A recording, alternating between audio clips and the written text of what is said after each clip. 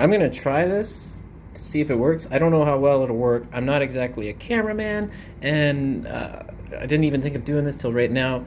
But what if I show a tarot reading and how I actually combine the Ouija with the tarot? I'm doing a 5-card spread, the pentacle layout. Now, I'm used to doing this on a table with a lot of room, but when I do it here, I don't have a lot of room. Like, I would normally spread out all the cards and, pick a card kind of thing. So I developed a new method for when I'm confined in terms of my space and how I sort of line them up, keeping the 5-card spread in a really confusing way. I already did the first card. This is the person asking the question. And I'm not going to tell you what the question was.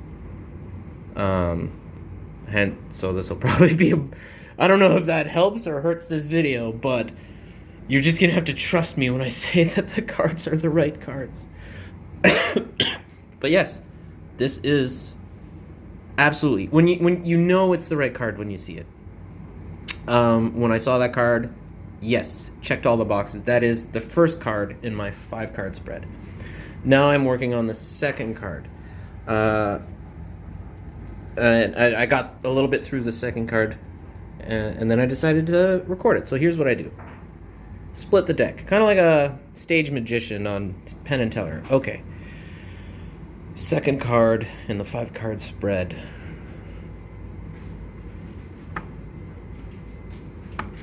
Okay. Dismiss that part. Split again.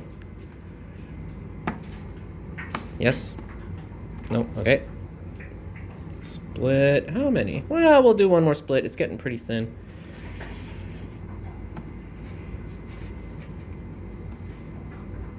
Okay. Dismiss that pile.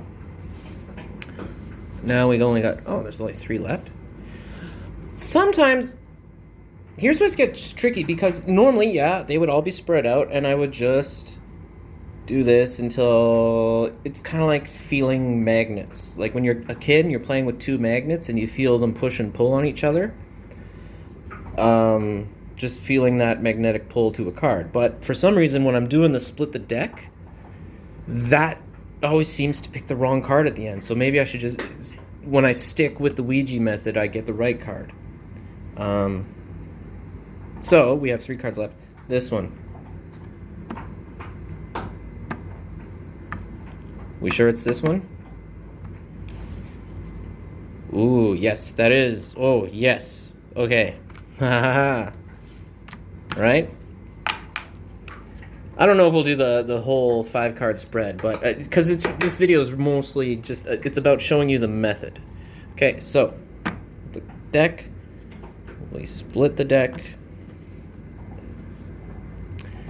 And we're doing the 5-card spread. We need the conflict card. Okay. Split again. 5-card spread, conflict card. Okay. One more split. 5-card spread. We need the conflict card. Okay. Alright.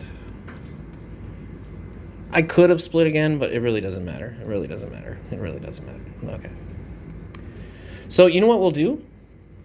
We'll do both methods right now, and we'll see if I come up with the same card for both methods.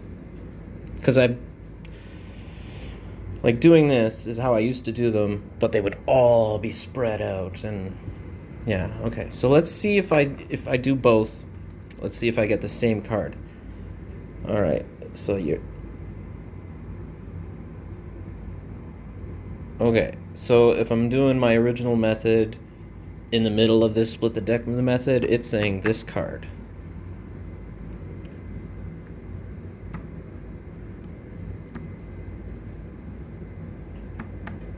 Okay, so we have 2 contenders. All right.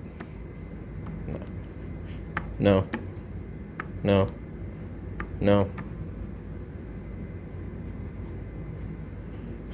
Wow, this is an interesting predicament. So we have 2 contenders.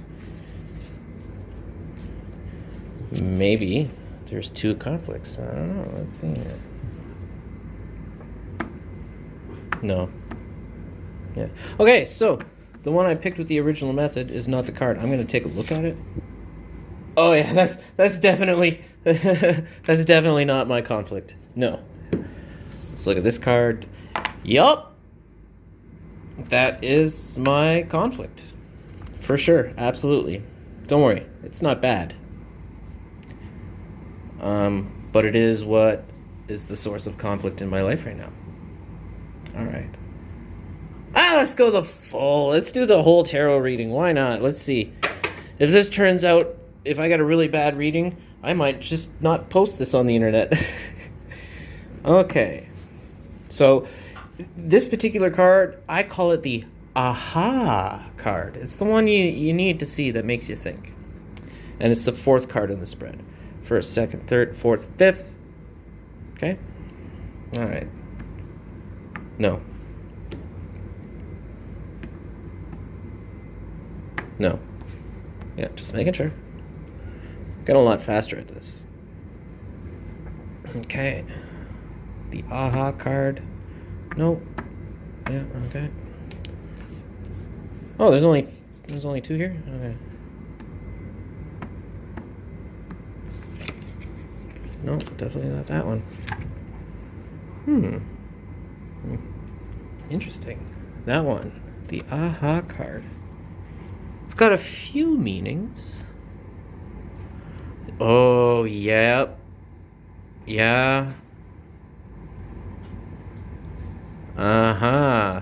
That's why it's called the aha card, because you look at it and you go, yeah. All right. One more to go, I believe, yeah. So, the outcome card.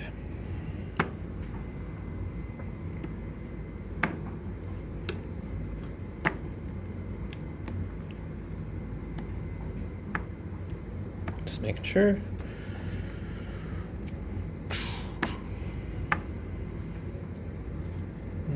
Yeah, we'll spread them out. Why not? It's a pretty thin pile.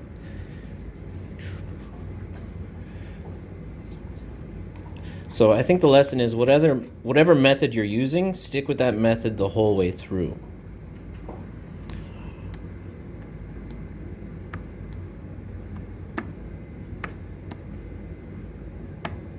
Wait, which one was that? This one? Okay.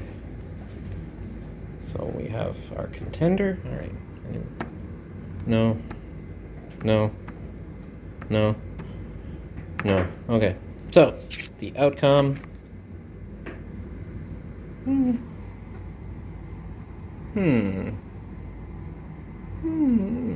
gonna have to think. Interesting. Now, the people watching this video, you don't know what question I asked. But this is, it's interesting. And that's one of my methods for doing tarot. And there's all different kinds of spreads you can do. Normally, if I had the space, this would be arranged in a pentacle. And I would choose the cards differently. You can do a 3-card spread. Sometimes I only just pick one card. Like, what's my card for the day? You know? No real question. I just want to see one card, and that's the card that I need to see the most. So yeah, that is... I don't know if anyone else does this method. I might be the originator. So yeah, feel free to give it a spin. I forgot to mention, so after you get a reading, you interpret it. You get your interpretation of it, but it also helps to get another perspective. And with like pretty much everything I do, I get feedback from the spirit guides. I already asked them and I already got my answers, and also too, I don't really want to share too much because this is a personal question. But I can sort of walk you through what I did. So after I looked at the cards and I sort of said, yeah, this is what it means, at least what I think. And then I asked, how many spirit guides have an opinion on this read? And the answer I got was just 2. And I thought, really? Just 2? Which 2? And they told me the names of the two that have an opinion, and I thought, really, not so and so? And they're like, well, not this time. So and so sometimes has an opinion, but this time doesn't have an opinion. I'm like, oh, okay. I'm just curious. Can all of you understand tarot?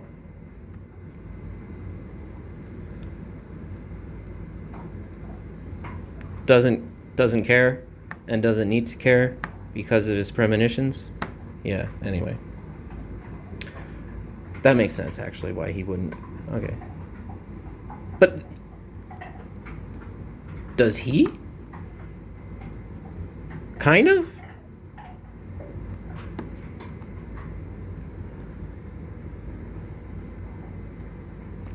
It has a Christian slant to it. Yeah, that makes sense. Actually, he is a priest. So yeah, so I asked them what their opinions were.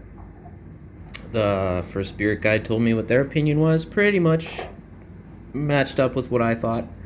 The second spirit guide said, he agrees, but he would also add to it this. That, okay, if any of you know anything about tarot, you could kind of see some themes here about rebirth and new beginnings. And he added that I would also add this to that. And I was like, yeah, for sure.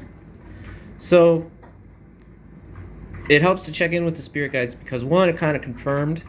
Two, if I didn't understand the tarot, which I'm actually pretty good at understanding because I do know what the symbology of the cards, I have them all memorized.